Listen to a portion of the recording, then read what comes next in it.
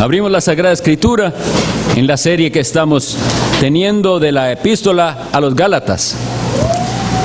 La carta del apóstol Pablo a los Gálatas, capítulo 3. Continuamos con esta serie de sermones. Y habíamos visto la vez anterior Gálatas 3, los primeros versículos. Y hoy vamos a leer los siguientes 18 versículos. Gálatas 3, 6.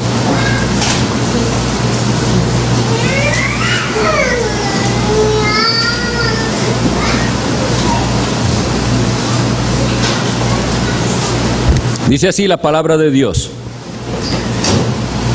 Así Abraham creyó a Dios y le fue contado por justicia. Sabed, por tanto, que los que son de fe, estos son hijos de Abraham.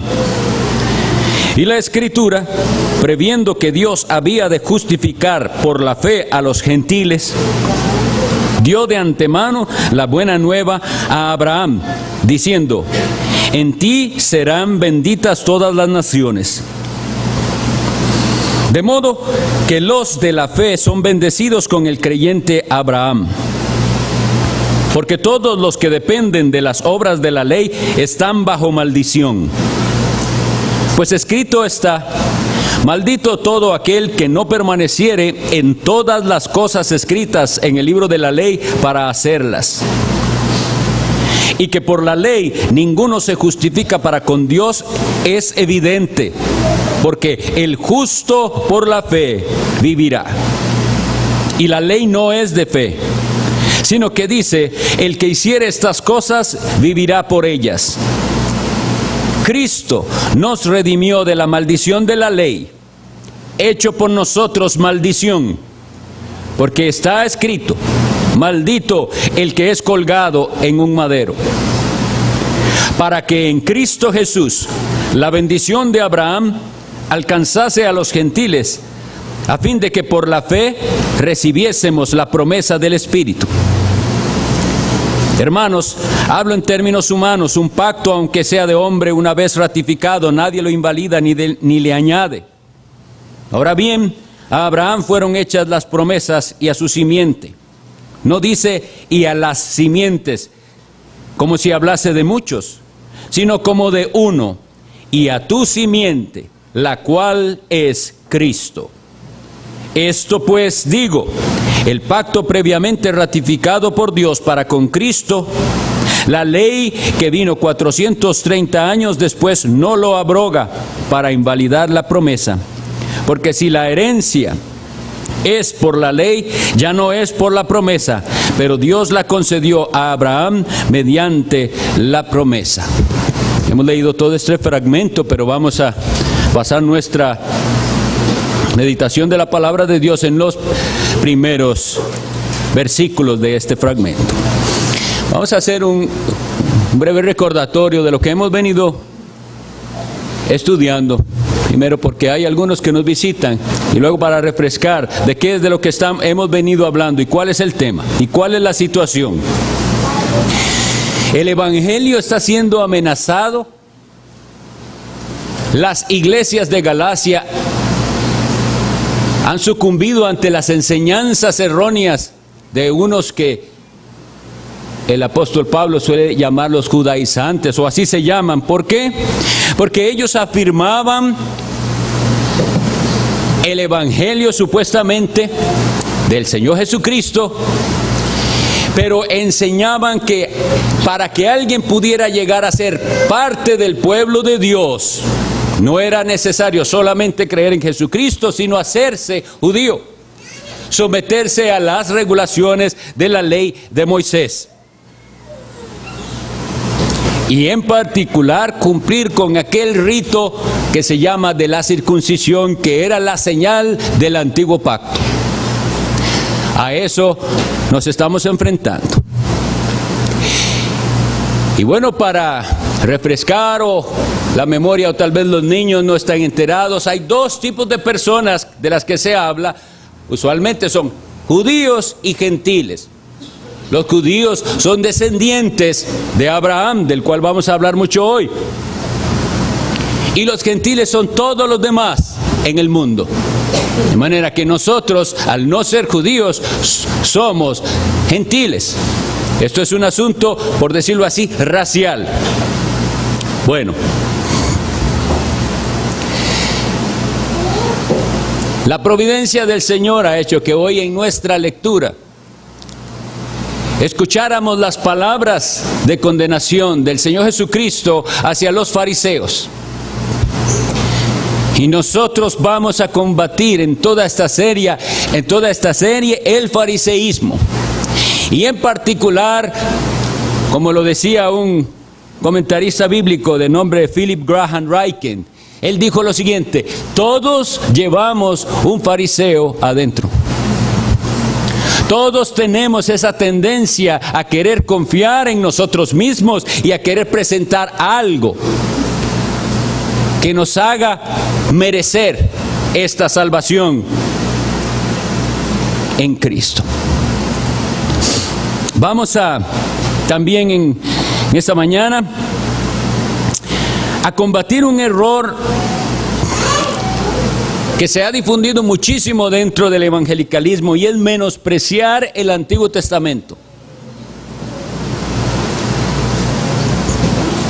Nosotros vamos a ver los argumentos que Pablo usa para defender el Evangelio, y nos vamos a dar cuenta que todo lo que él cita está en el Antiguo Testamento, y que lo que Pablo predicaba era precisamente el cumplimiento de las promesas hechas a los patriarcas, todo cumplido en el Señor Jesucristo.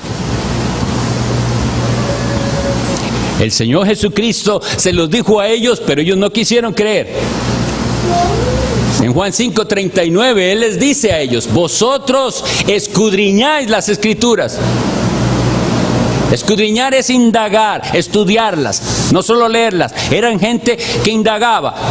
Y Él les dice: y ustedes hacen eso porque a vosotros os parece, dice Él, que en ellas encontráis la vida eterna. Y ellas son las que dan testimonio de mí. Lo que está Cristo Jesús diciendo es: todo el Antiguo Testamento que ustedes tanto estudian, de lo que te trata es de mi persona. Y todo aquel que estudie la Biblia y no encuentra a Jesucristo está igual que los fariseos, estudiando en vano las Sagradas Escrituras. Esa sería la primera pregunta que debíamos hacernos hoy. Usted que dice leer la Biblia o estudiarla, ¿encuentra en ella a Jesucristo?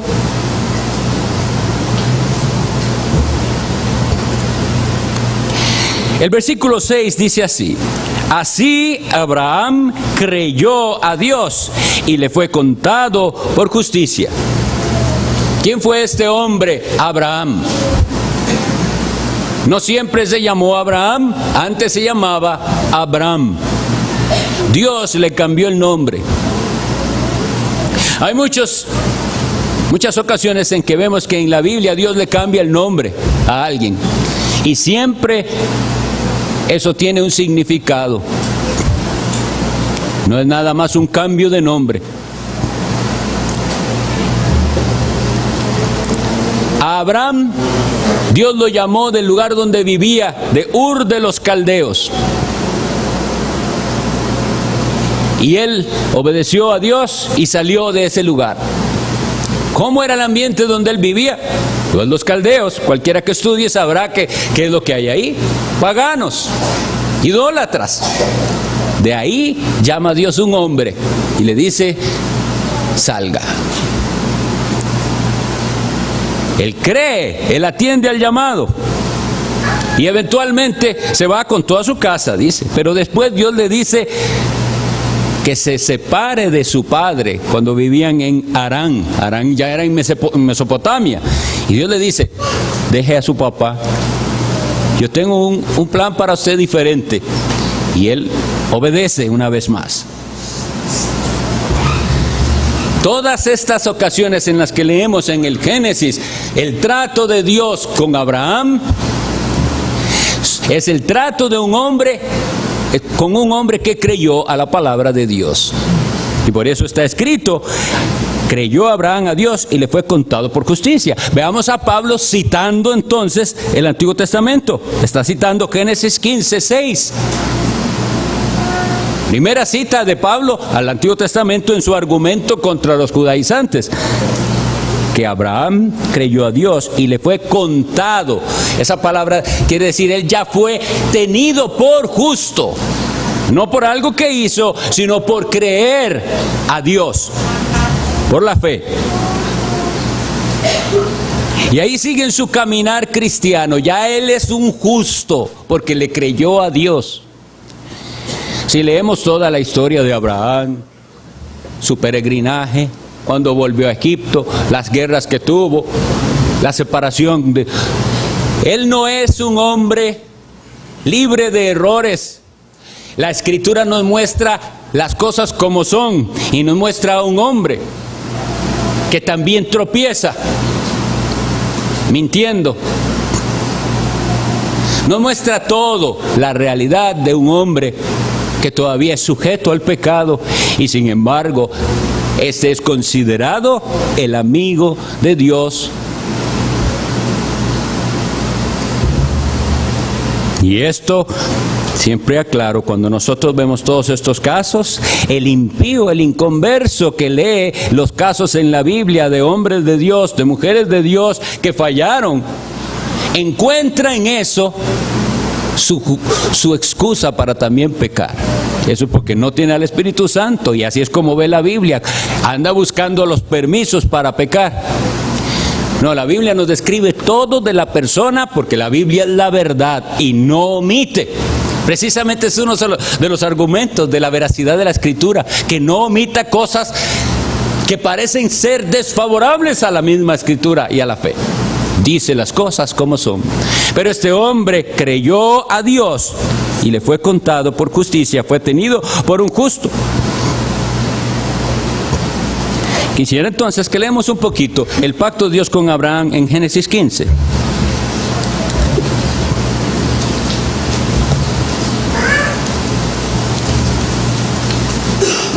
Para algunos son repasos, recordatorios, pero otros puede ser que no han leído esto.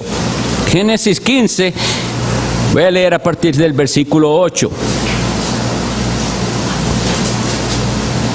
Dios le dice que salga de su tierra, que le va a dar una heredad.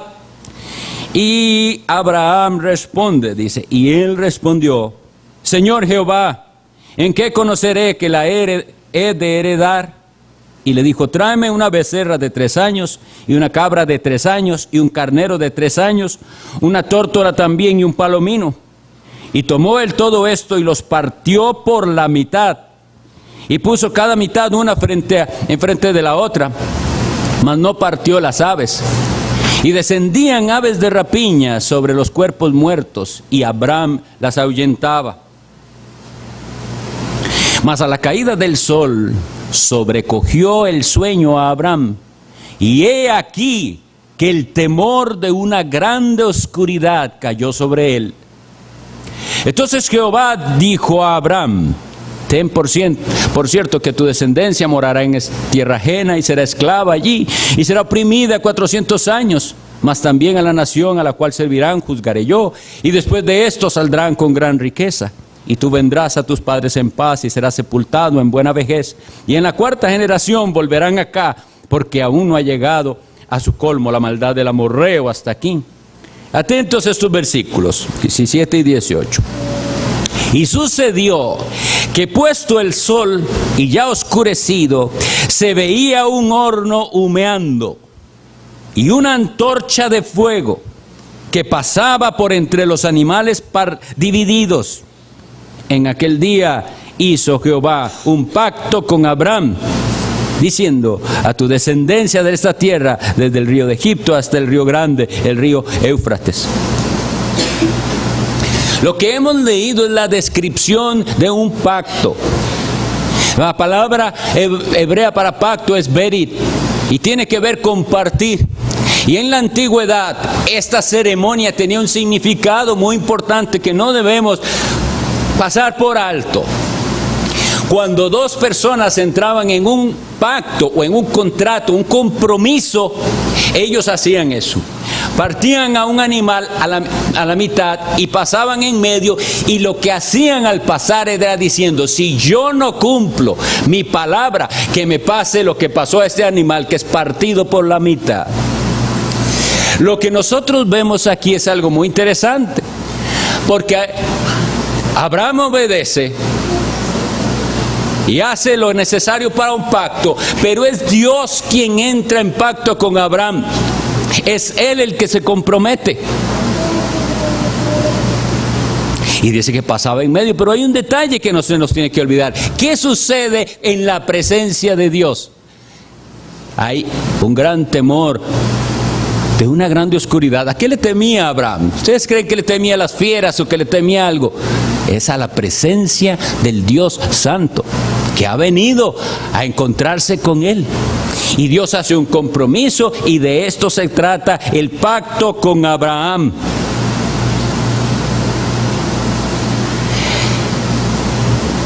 El hecho, o más bien la prueba de que Abraham creyó a Dios, la notamos en todo su caminar, porque siempre hizo lo que Dios le mandaba.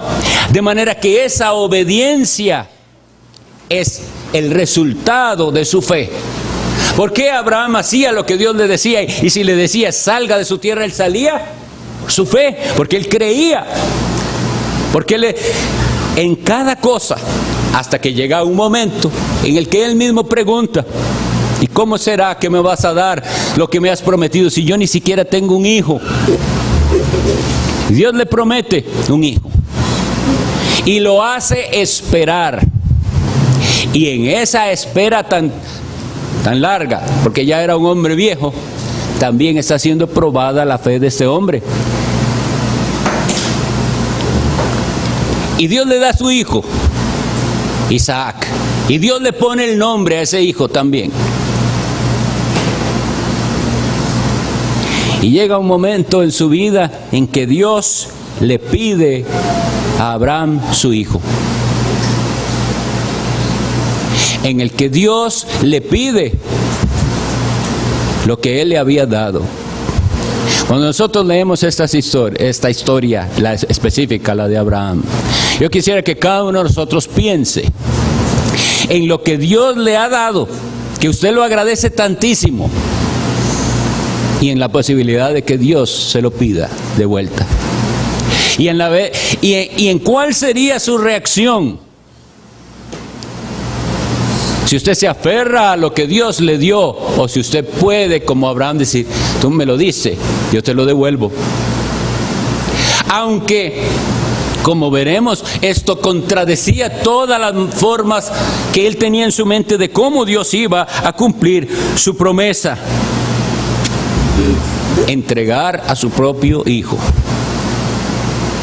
Y como les digo, no pasemos fácilmente por estos versículos sin pensar.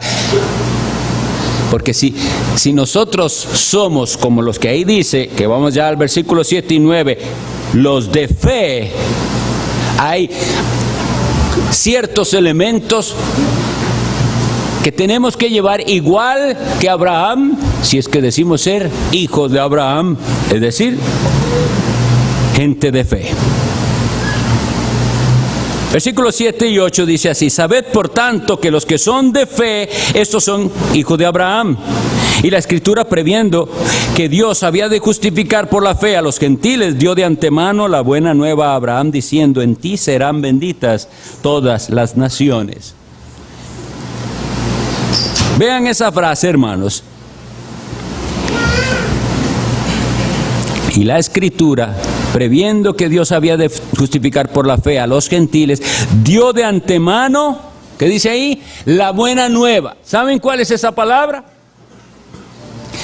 La Escritura dice entonces, previendo que Dios había de justificar por la fe a los gentiles, dio de antemano el Evangelio a Abraham.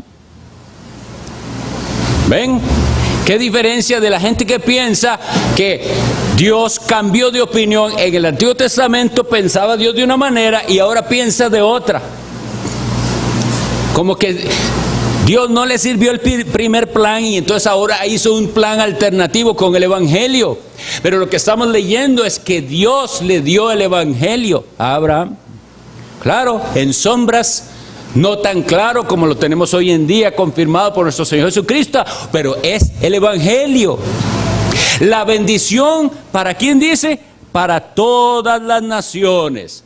Y al decir la bendición para todas las naciones, Dios no está diciendo para cada individuo de cada nación. Está diciendo que de todas las naciones hay gente que va a ser beneficiada por el Evangelio.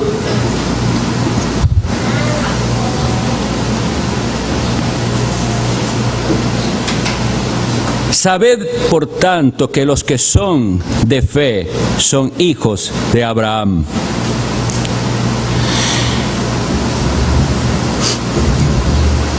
Cuando Juan el Bautista apareció en el desierto predicando el arrepentimiento, y él específicamente venía como precursor del Mesías, bautizando, salieron a él también escribas y fariseos.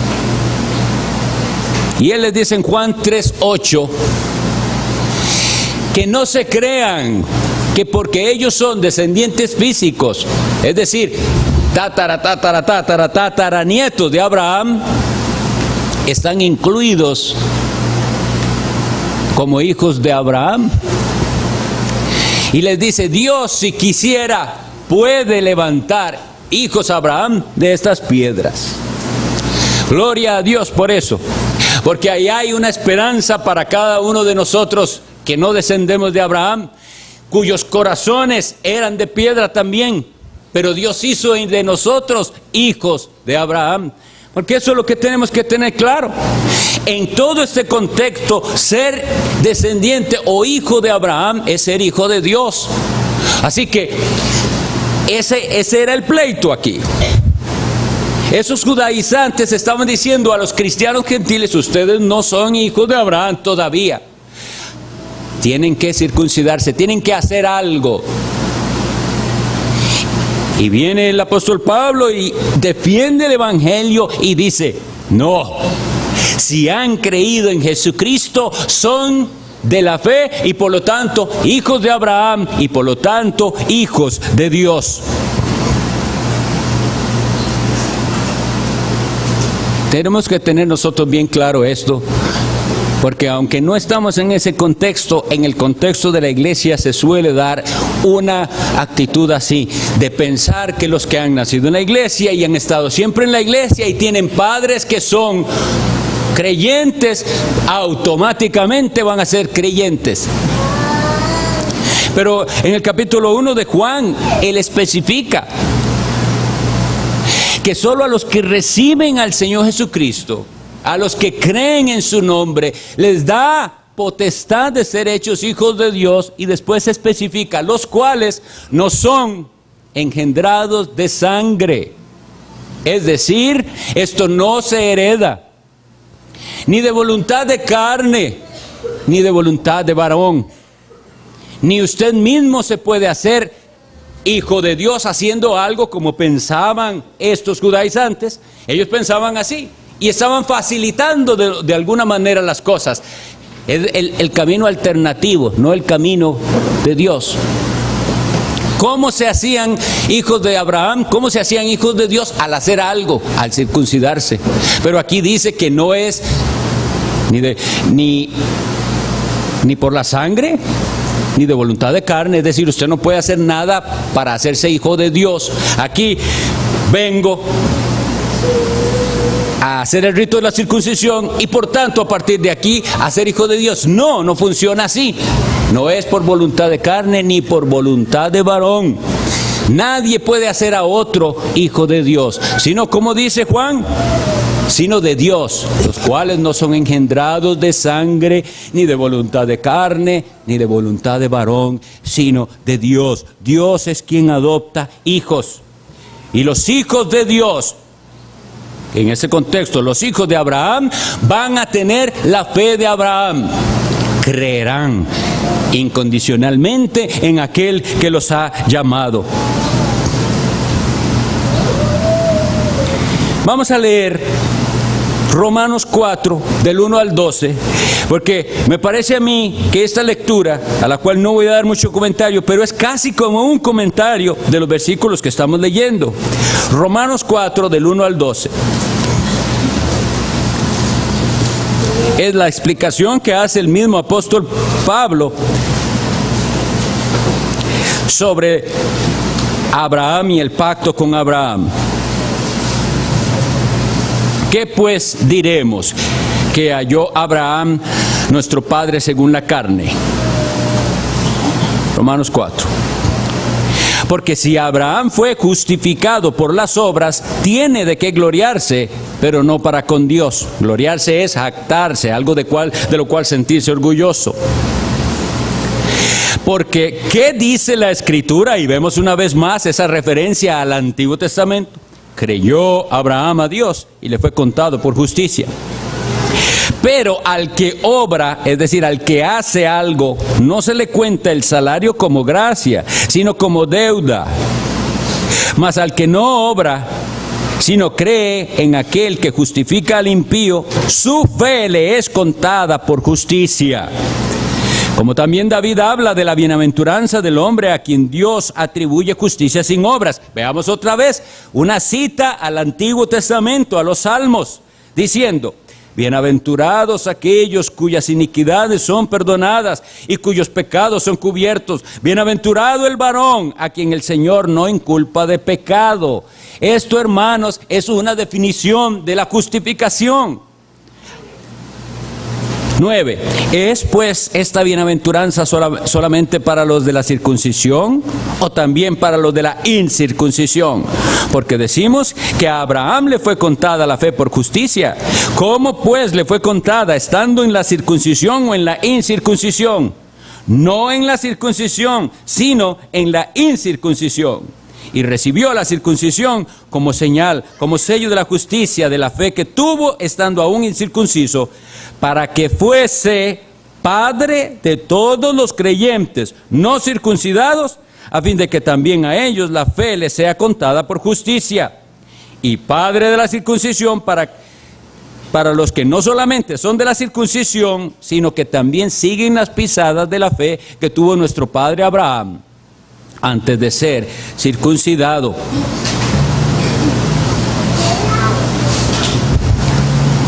Una vez más es el argumento que decíamos hoy hace 8. Pablo le dice a Pedro: nosotros también pecadores necesitábamos a Cristo, aunque teníamos la ley y todos los ritos, necesitábamos al Salvador.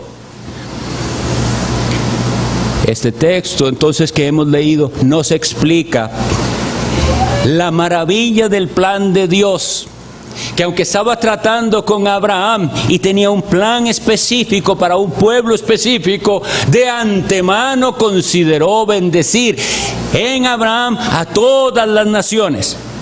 Y vuelvo a repetir, cuando dice a todas las naciones, no estamos hablando de universalismo, no estamos diciendo que todo el mundo, sin excepción, sino gente de todas partes estaba considerada en este pacto para ser justificados, es decir, gente a la que ya no se le iba a cobrar la deuda de su pecado.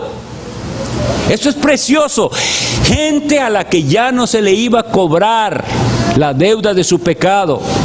Eso es la justificación.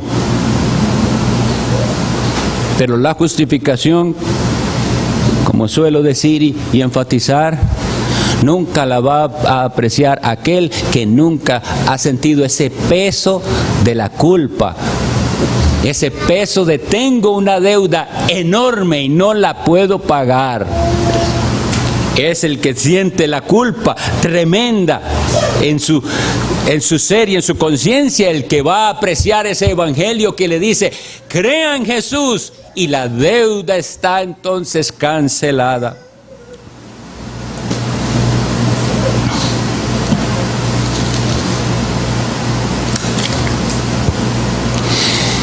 El argumento de Pablo aquí en Romanos es muy claro, es que es una cosa o es otra, no podemos hacer una mezcla. Y hay gente que quiere que así sea, que la salvación sea un poquito por fe y un poquito por obras.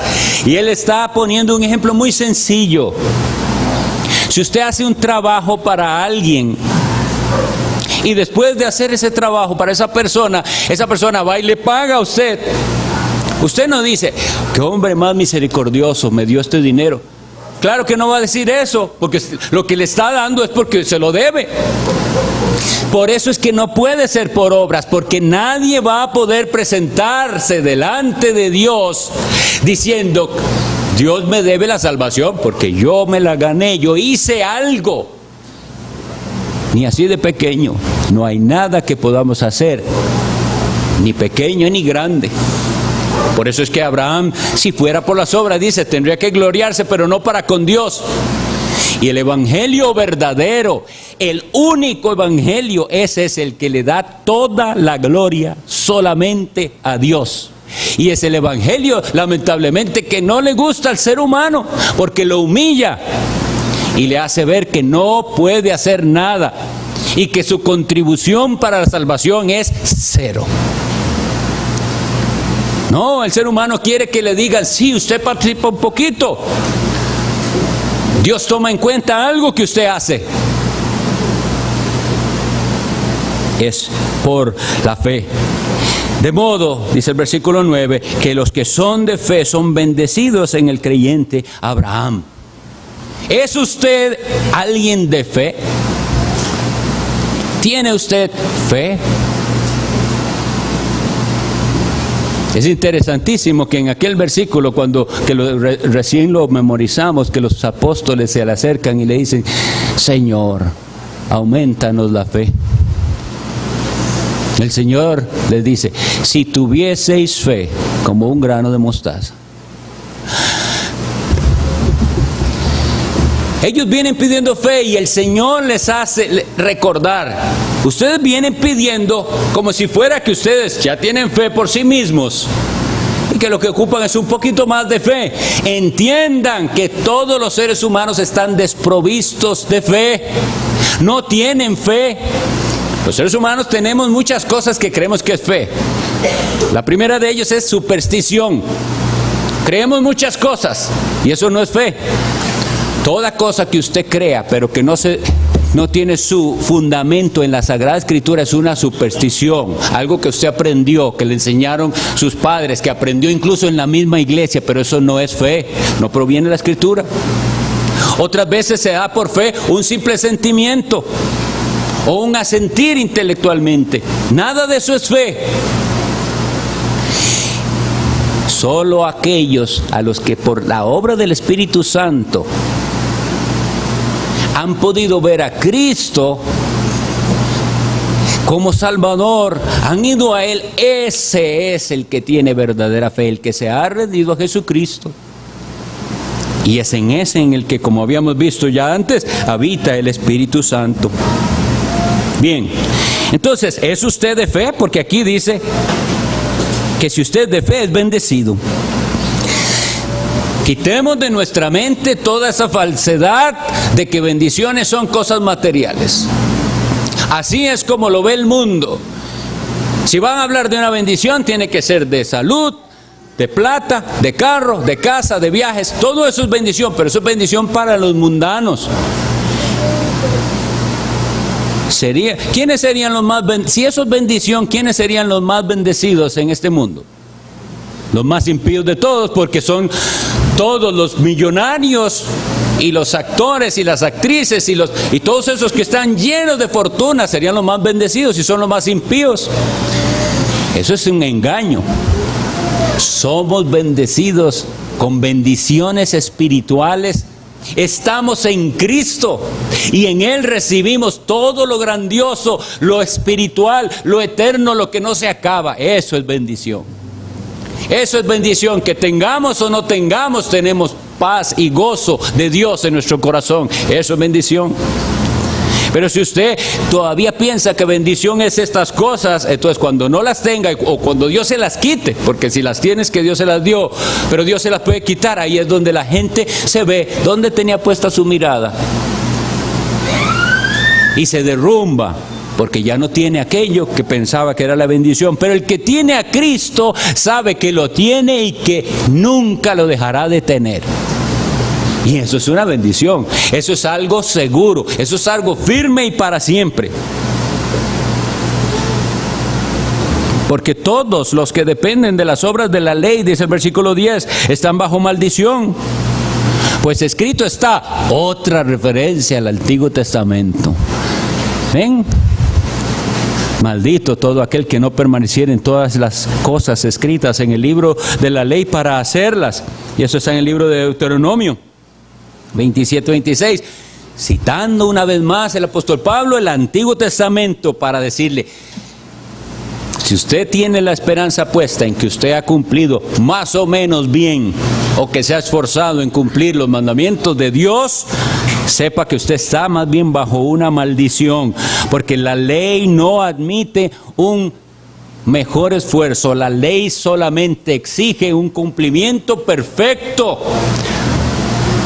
Y ni siquiera un cumplimiento perfecto. Supongamos que alguien pudiera, de aquí en adelante me voy a portar bien. No, ¿qué va a hacer con todo lo de atrás? La ley exige un cumplimiento perfecto desde el día que usted nace hasta que se muere. Y por eso no podemos confiar en la ley para salvación, ni fue dada para así. Vamos a tener otra predicación en la que vamos a ver exactamente el propósito de la ley y por qué fue dada. Pero sepamos que nunca fue dada para salvación. Fue para mostrarnos nuestra necesidad de salvación. Pero nosotros podemos estar aquí hoy en día confiando todavía un poco en nuestras obras. Y eso va a ser gran decepción. ¿Cómo sabe? Si alguien le preguntara a usted de una manera bien simple, bien sencilla, dígame, ¿qué hay que hacer? Supongamos que alguien entra en esa psicosis de que ya es el fin del mundo porque ha visto cosas y ha visto videos y le han metido miedo. Y ya entonces puede ser que ya vienen todas las cosas a las que le teme del fin del mundo. Y alguien le pregunta, ¿y qué tiene que hacer? ¿Qué le va a decir? ¿Lo va a mandar a la ley? ¿Le va a decir, vaya y guarde los mandamientos? Para que se frustre y vea que no puede. No, sí debe mostrarle la ley, pero para que vea cuán necesitado está de salvación. Y si usted no manda a ese pecador a Cristo, usted lo está mandando al infierno porque no hay otro camino. Tiene que mandarlo a Jesús. ¿Conoces al Salvador? Eso es lo que hay que preguntarle. ¿Conoce usted al Salvador? ¿Conoce usted al Hijo de Dios que se hizo como uno de nosotros? Y ese sí, desde el día cero y para siempre y por siempre ha cumplido perfectamente la ley de Dios sin fallar un solo momento.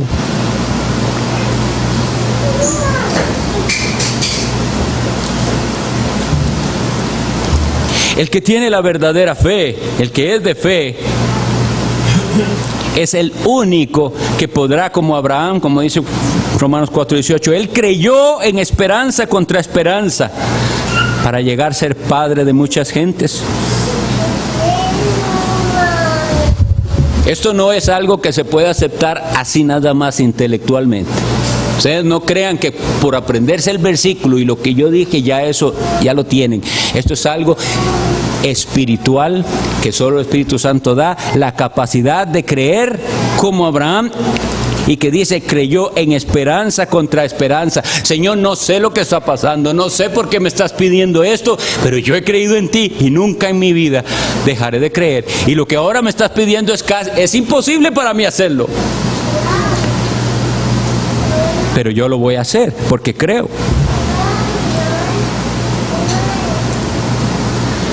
Veamos, sigamos adelante. Versículo 11, y que por la ley ninguno se justifica para con Dios es evidente, porque el justo por la fe vivirá. ¿Y de dónde tomó esto el apóstol Pablo? Que el justo vivirá por fe. Del Antiguo Testamento, una vez más, de Habacuc. El profeta Habacuc lo escribió. Ven, cómo hay una unidad en la palabra de Dios y toda apunta al mismo tema y a la misma persona. El justo por la fe vivirá, dijo el profeta Habacuc. Un profeta que se vio también en una situación que él no sabía. ¿Qué pasa aquí? Yo veo a todo el mundo desviado. Veo más bien que a los malos les va bien y que a los buenos les va mal. ¿Qué voy a hacer? Y le pregunta a Dios, le hace preguntas. Luego tiene una visión de Dios maravillosa.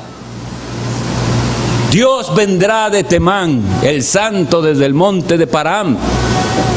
Su gloria cubrió los cielos y la tierra se llenó de su alabanza.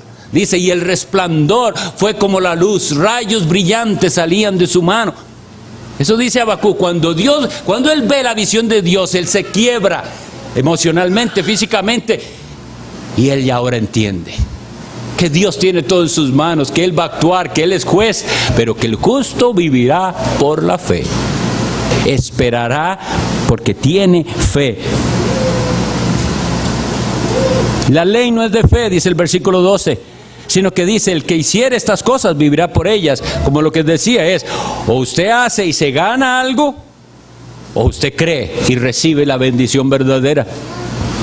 Y eso solo puede haber dos maneras, pero Dios no ha dado una segunda manera, como algunos creen, que hay gente que es salvada haciendo su mejor esfuerzo porque nunca escucharon de Cristo. Eso no lo dice la Biblia. Solo hay un camino, solo es Jesucristo. Y si a usted le fue anunciado el Evangelio, tiene aún mayor responsabilidad delante de Dios.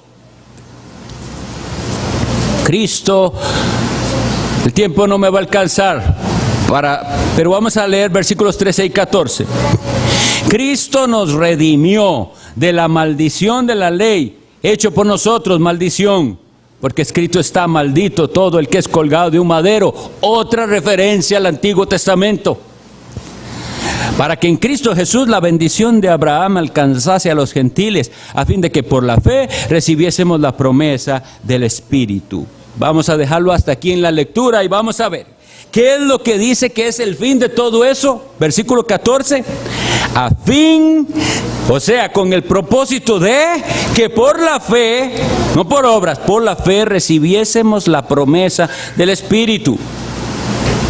Yo voy a leer muy rápidamente para ustedes lo que dice Ezequiel 36, 27.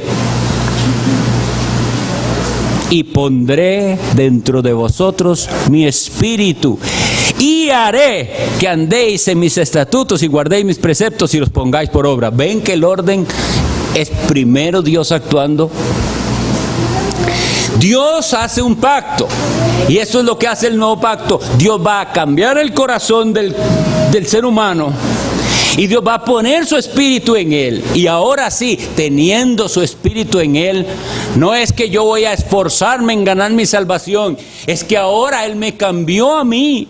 Y lo que yo quiero es cumplir sus preceptos y andar en sus estatutos. Es primero Cristo. Sobre todas las cosas, primero Él. Bueno, pues eso es lo que dice aquí en Gálatas, que ese es el fin de todo, a fin de que por la fe recibiésemos la promesa. Hermanos,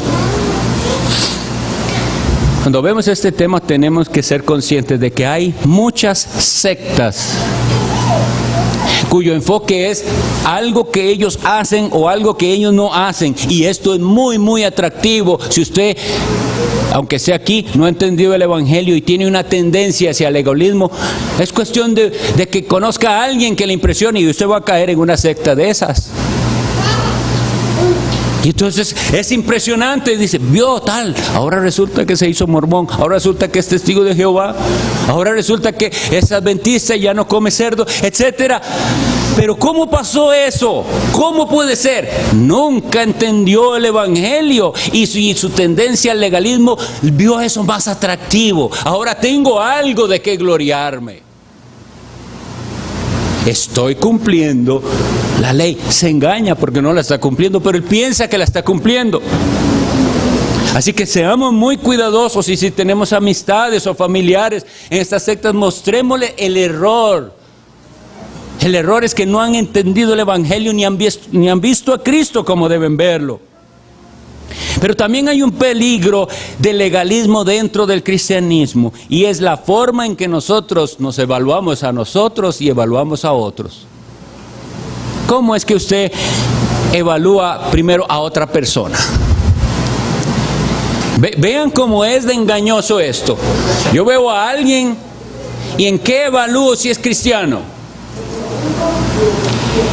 ¿En si es tan santo como yo?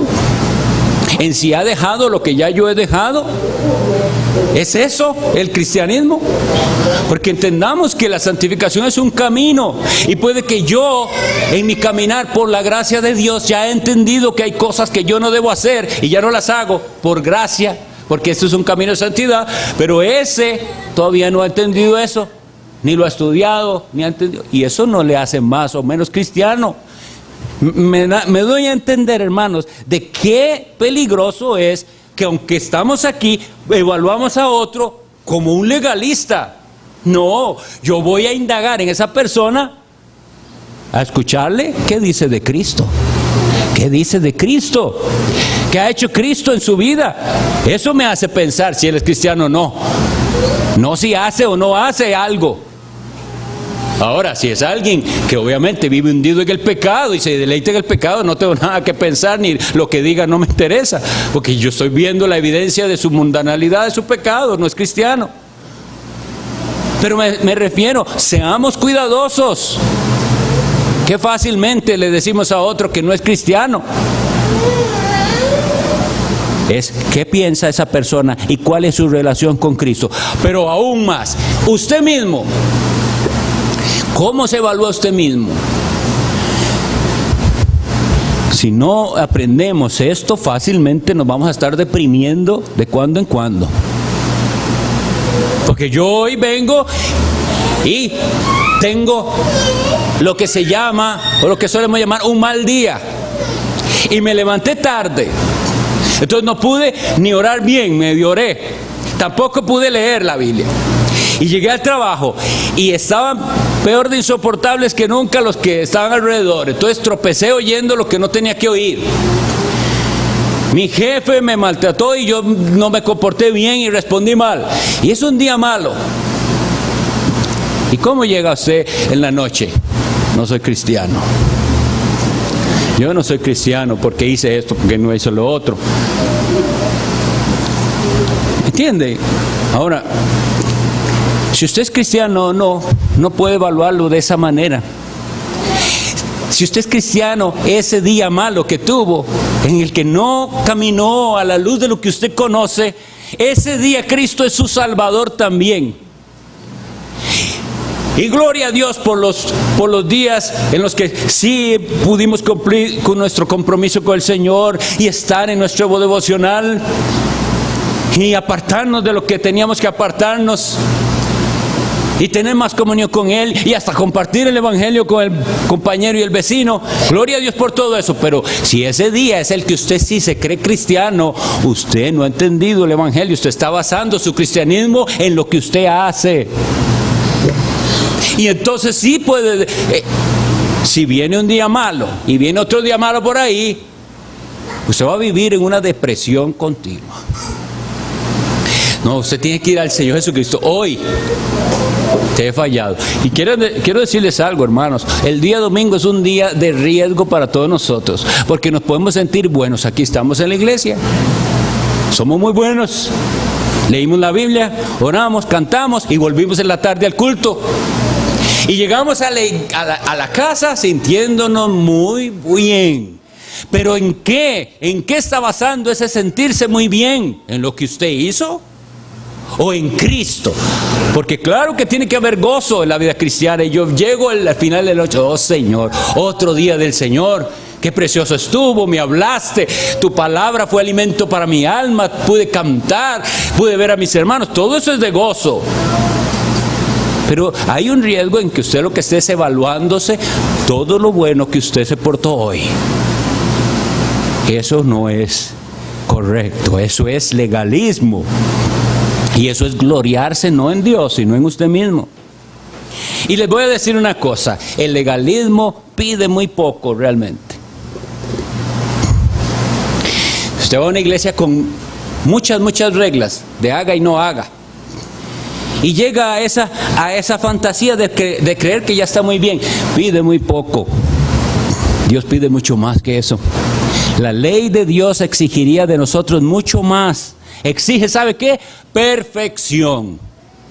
Y ninguno de los que estamos aquí, ni en ninguna iglesia, puede decir que yo camino con una rectitud perfecta ante Dios. ¿Sabe qué sí puede decir un cristiano? Yo soy un pecador. Lucho contra muchas cosas, pero Jesucristo derramó su sangre por mí. Y yo ante Dios soy justo, sin merecerlo. Pero eso no lo puede decir, como veíamos hace 8 días, el que no tiene al Espíritu Santo. Porque ese es el fin de todo. En el nuevo pacto, ahí estaba el fin. Que por la fe recibiésemos la promesa del Espíritu Santo. Abraham creyó. Y Abraham, ¿sabe qué hizo? ¿Y en qué se demostró que él creyó? Lo entregó todo. Todo. Esos, los que son de fe, los que son hijos de Abraham, como Abraham, entregan todo. Y si el Señor les quita lo más preciado, igual dicen, así sea. Porque creen, aún en esperanza contra esperanza, creen, dispuestos. ¿Cómo es su fe? ¿Es verdadera? ¿O se ha engañado usted hasta el día de hoy creyendo que tiene fe, pero lo que tiene es una superstición o un sentimiento del corazón? Que hoy Dios, por su Santo Espíritu, tome esta palabra y la aplique a nuestros corazones. Es mi petición. Vamos a orar.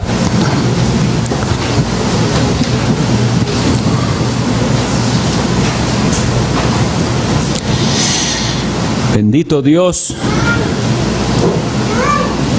tú estás aquí, porque tú has prometido tu presencia. Hemos invocado el nombre de tu Hijo Jesucristo y creemos que por tu Santo Espíritu nos has hablado por tu palabra.